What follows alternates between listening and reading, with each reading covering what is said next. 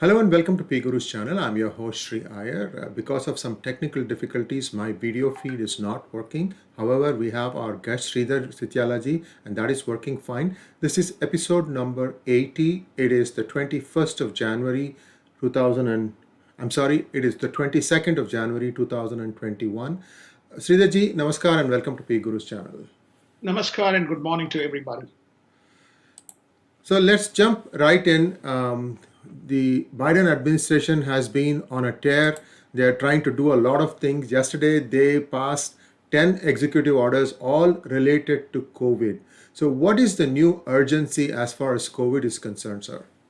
Well, I think the COVID is one of the highest topics on the agenda, and Biden and Trump had bitter kind of disagreements, and this formed the basis of the whole political debate, in the presidential elections. The view of the world as well in the United States is that President Trump should have done a better job.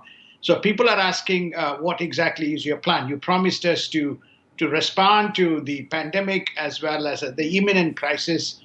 So what exactly, Mr. Biden, is your plan? So he has laid out a plan which is, and he passed it through the executive order, which is mandating, there's several of them, mandating the masks, accelerating the manufacturing of the PPE gear, using the Defense Act. All international visitors coming in should pass and have a COVID clearance test, passed. Before that, they won't be allowed. Then he also is using various facilities around the country for testing and also the vaccination program. Amazon came and promised to offer its warehouse facilities to Mr. Biden to be used for vaccination.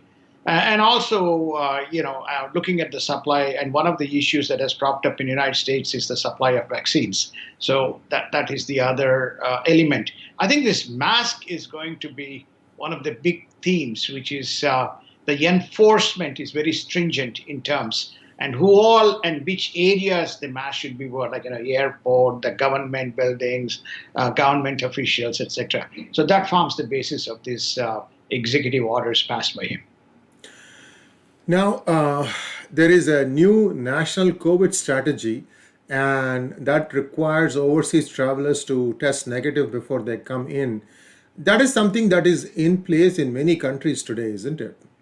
That was in place in that has been in place in many countries. I think most stringent of them, if I recall, is Singapore and Japan.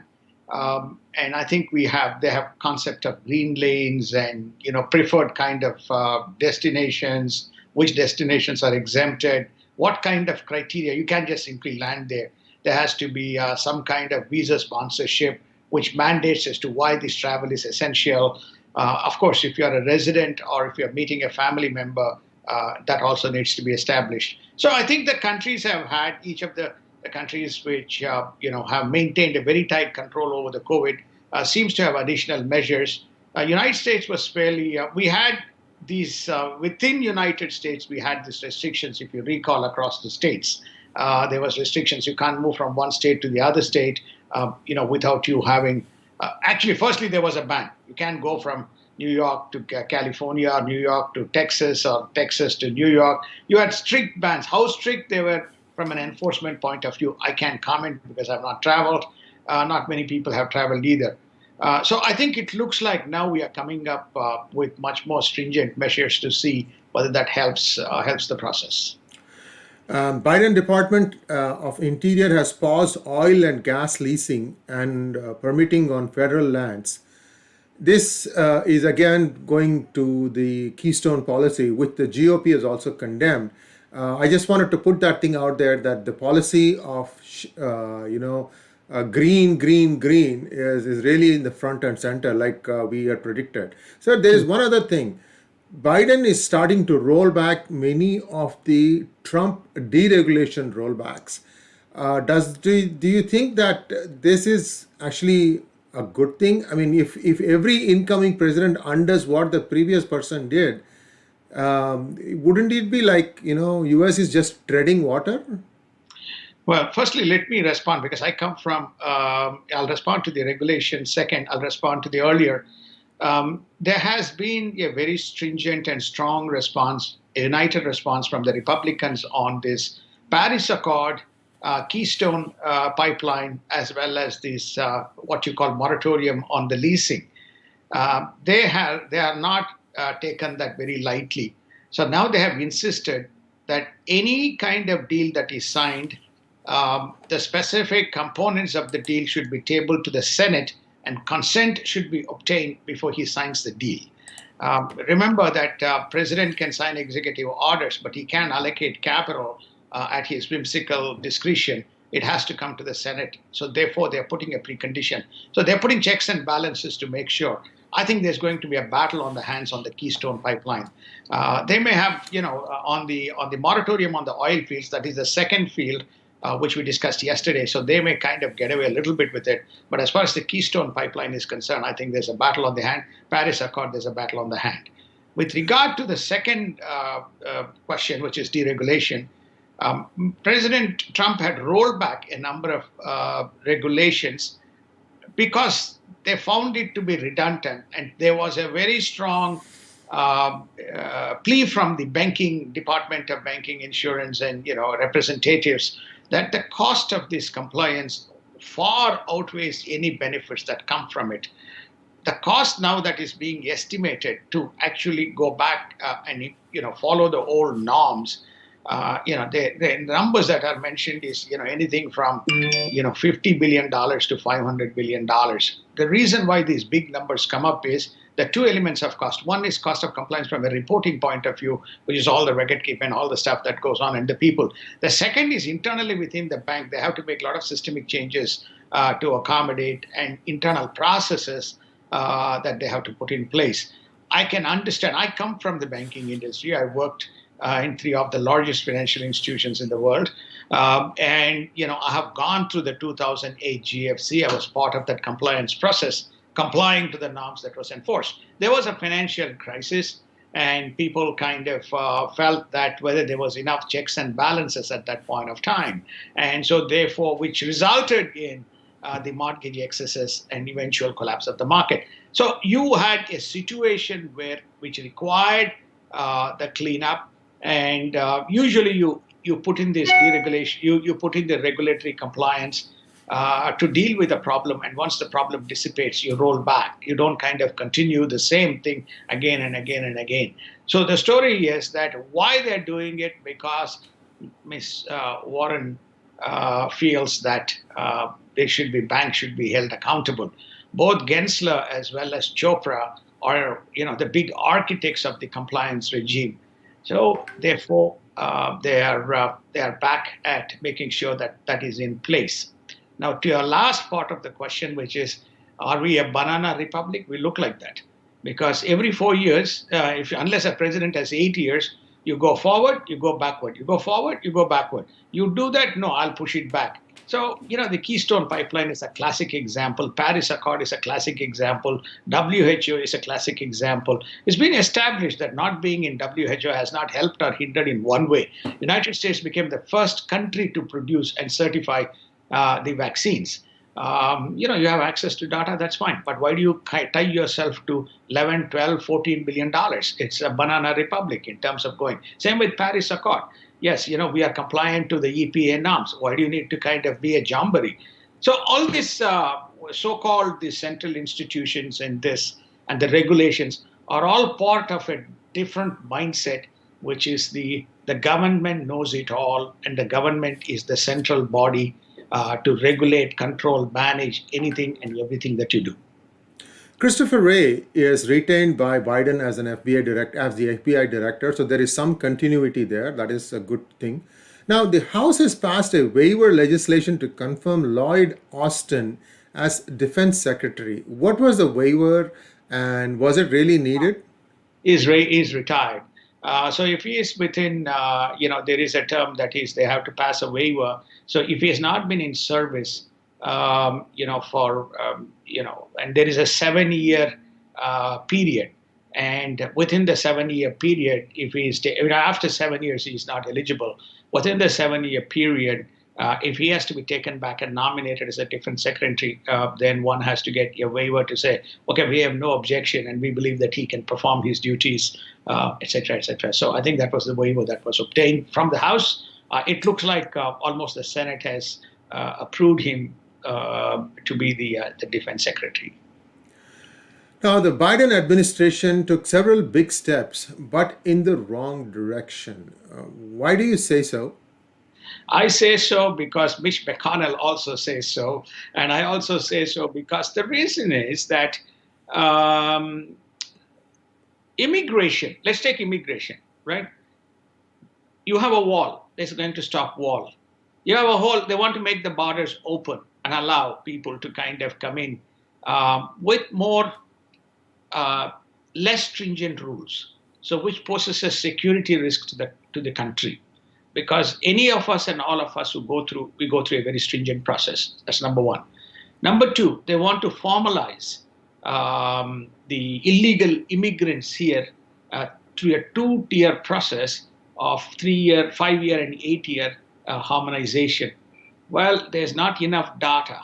And if you begin to harmonize every illegal immigrant, what is the deterrent for more illegal immigrants to come in? So that's my first objection on the immigration side of the bill.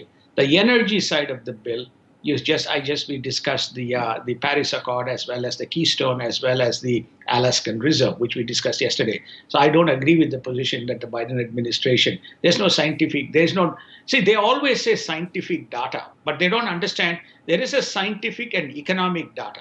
So it's not just like scientific data alone. The example that I use is vaccines address the pandemic, but it creates a lot of collateral consequences, right? We're not saying we focus on collateral consequences, so therefore we should not be given vaccine.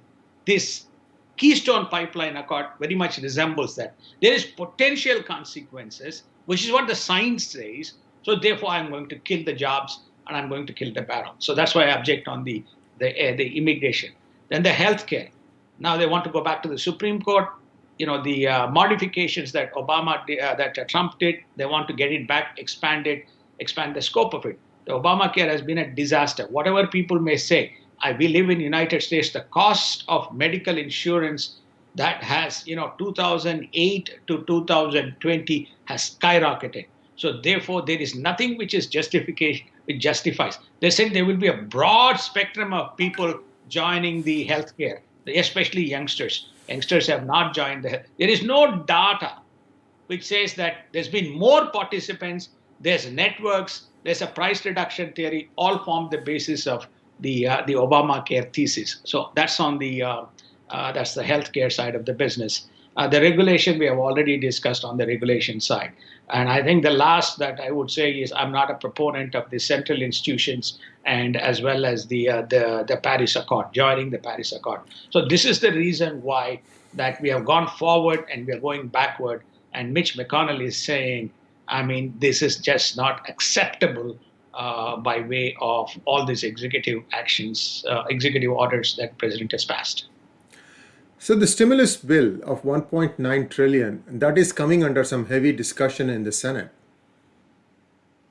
Yes. I think we discussed it and, PGurus gracious enough we put up the line item of expenses to be incurred. We also put up the line item of expenses that are being allocated in the $900 billion stimulus to correct.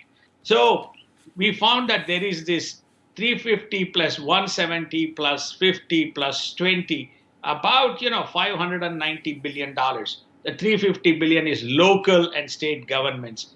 $150 billion is further expansion of the schools and the school networks.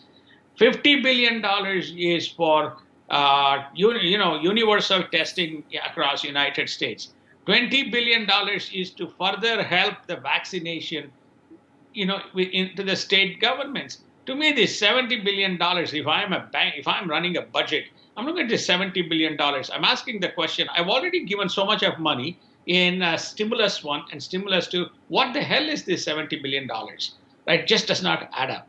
right? And similarly, this $350 billion, which was the sore point in that $900 billion delay, they keep bringing back because several of the local and state governments, which are actually in the hands of the Republicans, they're bankrupt. Oh, So I then, think you meant Democrats, sir.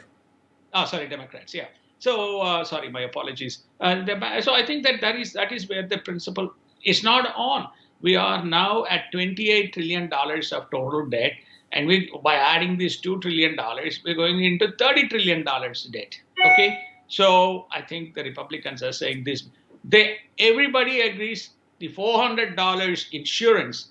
I mean, we don't have a slide, but these are things that we have given before. So you can go back and look at our data that we have. The $400 unemployment insurance, everybody accepts. The incremental $1,400 to $600 check, everybody accepts. Those two things, everybody accepts. Small business, everybody accepts. But in the other areas, I think this $350 billion is a big problem. In US politics, President Trump has hired South Carolina based Butch Bowers to represent him in the Senate impeachment hearings. But I'm also reading that the House has not yet sent the Trump impeachment articles to the Senate. What is the latest on that, sir? So the latest on that is that they're waiting for a specific timetable. I think the timetable is almost ready.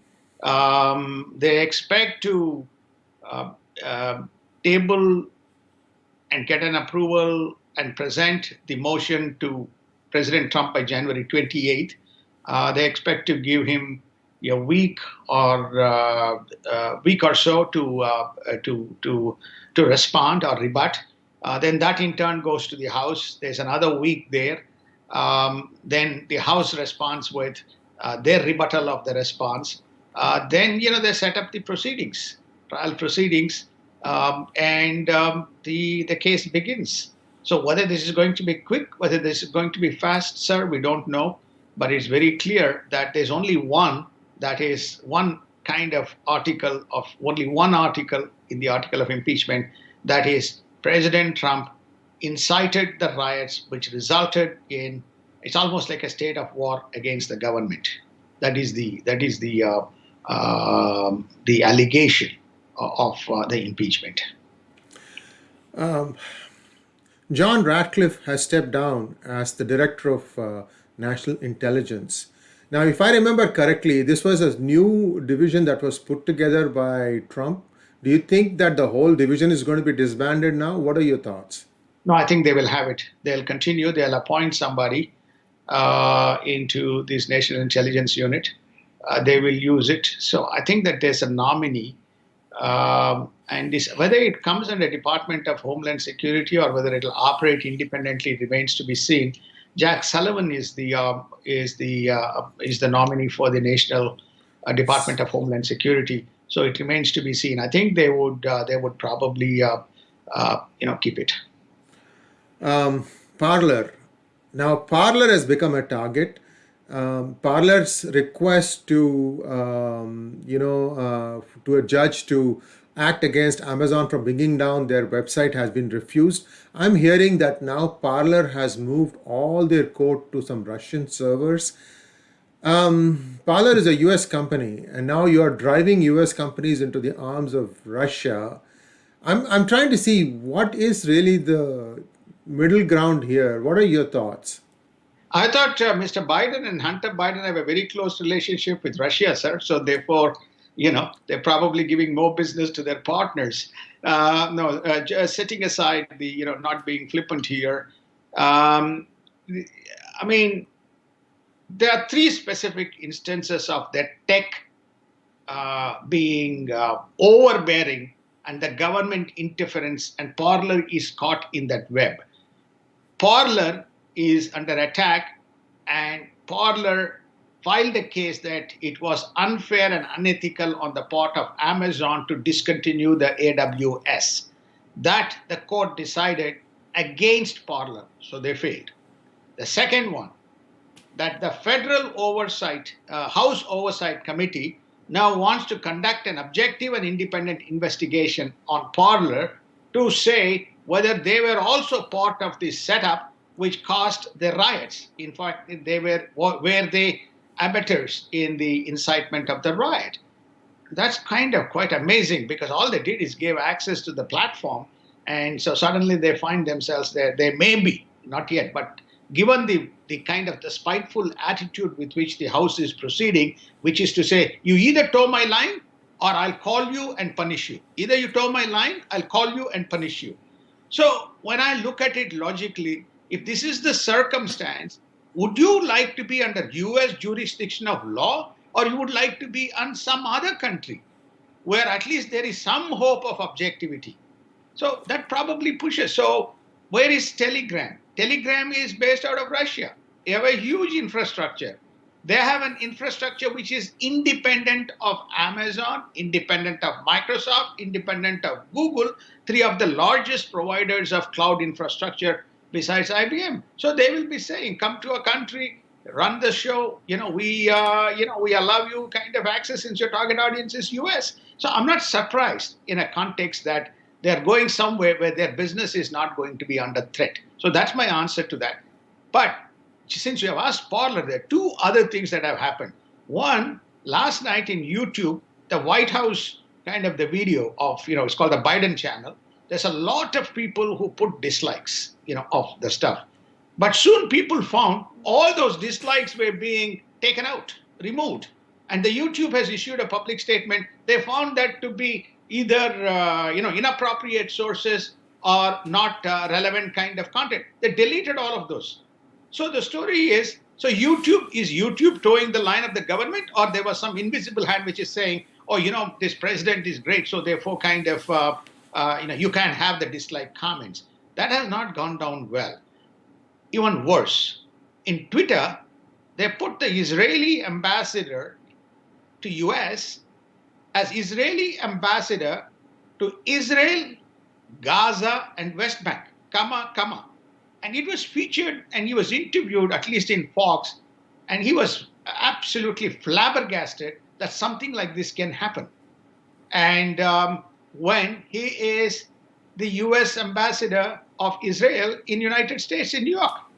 So then subsequently they deleted it. There seems to be, for these tech platforms, right, there's three specific examples around that, which basically shows that there is a tolerance for certain behavior, there is intolerance for certain other behavior.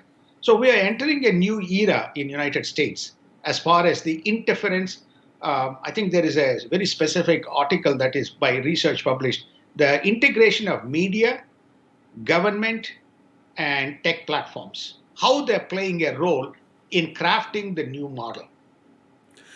Well, viewers, those of you who are watching who happen to be venture capitalists, of course, Sridharji is always looking for new ideas. Here is a new idea. This is going to be the wave of the future. Build your own cloud. Companies that can stand on their own can reach you without the help of these cloud providers like Amazon, Microsoft, Google, who can have the server in their offices, and these servers can connect up to satellites. Hopefully, Mr. Elon Musk will deliver that very soon. Thereby, you don't need internet hosting providers. You don't need the cable delivery providers like Comcast and AT&T. Nothing against them. It's just that these people are getting too much power and they are abusing that power. So here are some new startup ideas. Hopefully some of you are listening to this and you can make a lot of money if you can crack this thing. These are not that hard. These problems have been cracked before. Content delivery network was the last frontier. There are companies like Akamai who have figured this out. So any rate, I'm just rambling here, but here is a new startup idea. Let's go on to the next one, sir. Mitch McConnell threatens to delay governance rules unless or until Democrats preserve to keep the filibuster rules, especially against some of the controversial policies pursued by Biden, namely energy, immigration, climate. Now, filibuster has always been there, isn't it? Why do the Democrats want to get rid of it? After all, in 2 years, they could be in the minority and the shoe could be on the other foot. Their firm belief is, if you recall what they call as the progressive agenda and the personal handwritten note of Mr. Obama, an email seeking donations for the Georgia state runoffs, he explicitly expressed, we got to win the Senate 2 races. Otherwise, having a House and presidency will become is inadequate. The Senate will become an impediment to the progressive agenda. This is quote unquote exactly from his my words may be a little bit jumbled up by virtue of not having that letter in front of me, but the broad content is along those lines. So this is very much about in 2008, 2008 to 2016, he only had in the first 4 years House and Senate for the first 2 years. After that, he lost Senate, especially after the disastrous Obamacare rollout. One no Republicans supported, and they bulldozed its way. So he and the Democratic Party feel that much of their agenda will be stonewalled in the Senate, if you have the filibuster rule, right? So the story is what they're saying is, well, we now control the Senate. We have a 50-50, and the tiebreaker is from the vice president. So we don't want, we want to preserve the status. I mean, so Democrats and Republicans play this game on both sides quite comfortably, depending on what their political agenda is. It's just not Democrats, it's Republicans. Now, as an extension to that, this morning breaking news is Republicans have made a very strong push to Mitch McConnell that the filibuster rule must be preserved. Equally, Democrats have told Mr. Schumer that do not yield or compromise and proceed, otherwise our agenda will be impacted. So we're going to see a double whammy. Executive orders being passed left, right, and center every day, which is a very bad governance. And then you're going to have ideas and new regulations and legislations being steamrolled between House and Senate until such time both those things flip, which could, in the 2022 elections, which could then become a disaster for this president. So I think sometimes one has to be, pragmatic in making sure, but making sure that the rules and the regulations are consistent and compliant to the growth of the nation, not for the development of a party, right? So policy and politics, when it interferes, when you use rules to steamroll the politics, then definitely the consequences of the outcomes from the policy is going to be disastrous for people. Global news. We heard about what the Israeli ambassador said and the retraction by Twitter. Israel has also made a strong statement saying that there is nothing to discuss with Biden if the Iran deal is renewed. I thought that Trump had left some checks and balances in place that would more or less preserve what has been done vis-a-vis Iran till now. What are your thoughts? As far as Iran is concerned, he has put a lot of conditions and through executive orders, which mitigates Iran to go back and do the enrichment of uranium. Okay, that's what he has put. He then, as a counter to that, he has enacted policies, which is the West Asian Peace Agreement, Israel so for them to unite together, especially Qatar was outside, to unite together and act as a single holistic force, Israel and West Asian, and Israel can be considered as part of West Asia, against a common threat, which is Iran, right?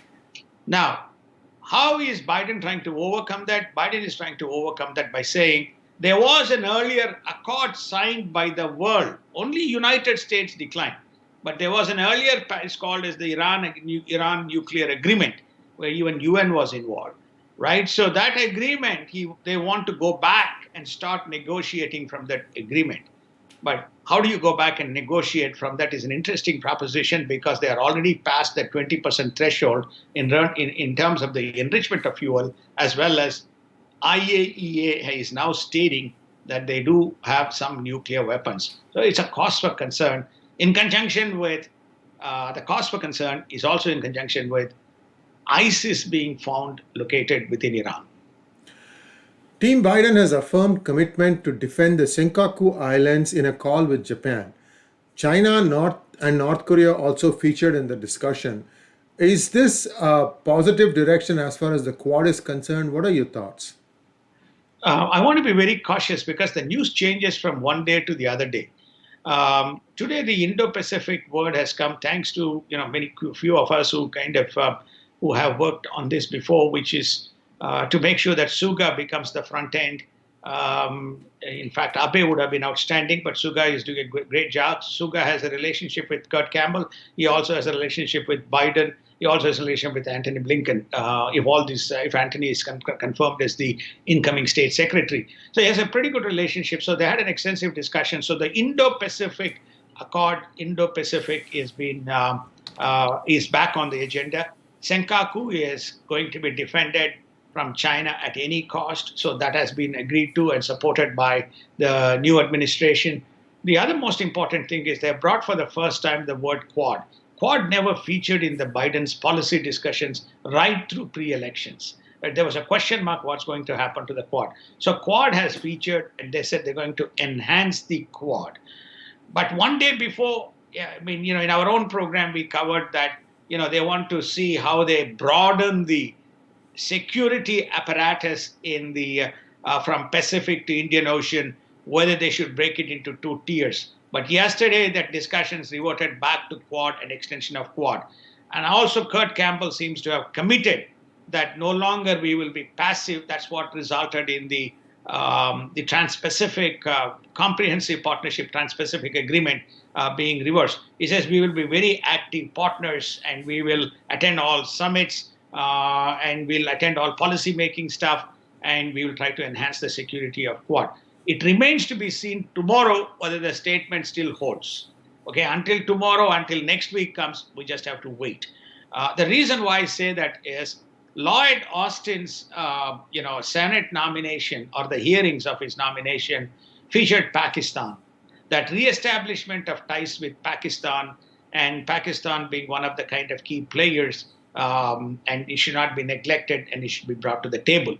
When you bring Pakistan as into the part of the discussion, what happens to Indian Ocean, begs a question, right? So therefore, that's why I'm very cautious to say where exactly we are going to head. We don't know. We'll wait till tomorrow. EU refuses to require China to stop using slave labor before signing a deal. So essentially, EU is saying it's okay, whatever you're doing in Xinjiang is okay. Is that what is the message EU is conveying? Of course, EU is toothless, but still. I think so. I think it's like, Apple will turn a blind eye. You just give us the equipment at X price. We'll take it, because profits are good for us. By the way, we'll also leave some capital behind. So I think that UK and France are the leaders and beacons in, if what is left of Europe or EU is going to be salvaged, then France and EU, and I'm glad and delighted that Britain unbundled itself from this mess called EU and has its own identity, and I think it's going to do well. So it's probably the only country in the world where they've used a domestic judicial system to say, assess and give us an opinion whether there is a violation of rights. And if it is so, then we will add it as a amendment to make sure that any country which is doing business, make sure that it meets this condition. We don't have that even in the United States. UK probably is the only country in the world which has gone forward with that. So your point is very, very correct, which is EU is going backward. And look at global markets. Markets are tepid because people are waiting to see which way the stimulus discussions are going to proceed. So clearly the 1.9 trillion, I think the Republicans are not going to take it. However, let's just play it out. So the Republicans oppose it and the Democrats are for it. Would the Democrats need a 60 Senate votes to pass this thing, regardless of what the Republicans think? Do you think they will be able to get 10 Republican senators to vote along? I think that this is going to be a very interesting battle because it's unknown. The reason why I say it's an unknown is Republican Party is divided. There are two specific camps. One camp is those which are truly conservative, which are, Trump aligned. One which is conservative but still conservative. The other one is, if you put them in one camp because their decisions will be similar, then you put them you have another camp which says we just need to support some of the good ideas. There's actually probably few of them, Republicans, and I don't want to mention the names. So I would say that this, given 2022 is also an election year, whether they will, because this is going to be one of the first things that's likely to happen alongside impeachment and alongside this Keystone and other accords that are being put in front and conditions being laid out. So when you look at these three things going on simultaneously, in fact, the press secretary for Biden made a comment. Well, they can multitask. One doesn't have to be dependent on the other. Well, they can definitely multitask, but the emotions and passions run high when you run these three things. So, to answer your question, I very much doubt that they can have this, all of this $1.9 trillion being cleared. The markets, therefore, reacting to that. We are 260 points. When I last looked at the futures, is showing Dow is down 260 points as we speak. And one note of caution from us: we are not. We don't tell you to buy a stock or a trend. We are just reporting the market numbers. These are numbers that are available. If you go to any ticker on CNBC or other channels, you'll be able to see them. All we are saying is that this is the trend and this is why we think that trend is happening. This is again our thought process. Don't rely on this alone to make your marketing or buying decisions. Sridharji, I needed to put that thing out there because we are a news analysis channel. We look and give comments based on what we are seeing. We do have a wealth of experience, at least you do. And thank you very much once again for sharing your thoughts. Sir, we are going to be back again next week and we'll be looking at all these issues and more as things seem to happen more during the weekend than during the weekdays these days. So, it's a new normal these days. So, viewers, please subscribe to our channel and please donate to our cause and we'll figure out our technical deficiencies as quickly as possible. Thank you very much. Namaskar. Namaskar. Have a wonderful weekend and we look forward to seeing you on Monday.